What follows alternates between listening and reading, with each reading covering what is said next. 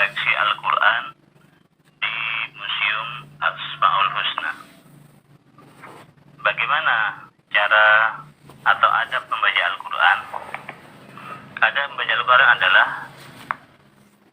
yang pertama, dalam keadaan tidak berhadas.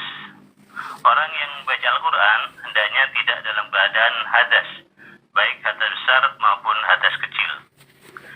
Dua, didahului dengan isti'adzah. Ketika membaca Al-Quran, seorang muslim sebaiknya memulainya dengan membaca isti'adzah, yaitu A'udzubillahi minasyaitonirrajim. Aku berlindung kepada Allah dari setan yang terkutuk.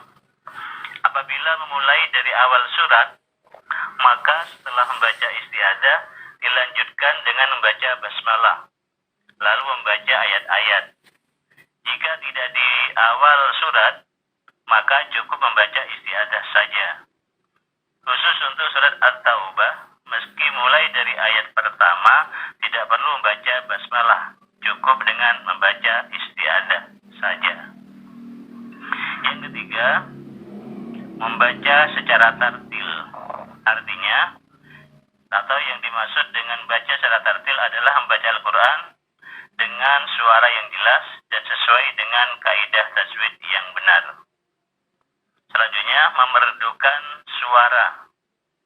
Membaca Al-Quran sebaiknya dengan bacaan yang jelas, makharijul huruf yang benar, dan tidak boleh menyalahi kaidah tajwid. Selanjutnya, melakukan sujud ketika dalam membaca bertemu dengan ayat-ayat sajdah. Sujud itu dilakukan setelah selesai membaca ayat-ayat sajdah tersebut. Kemudian, memegang dan mengambil mushaf dengan tangan kanan.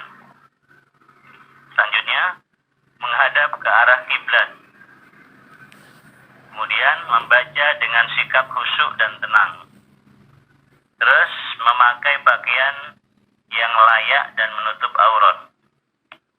Selanjutnya, fokus ketika membaca dan berusaha memahami arti dari kandungan dari ayat yang dibaca.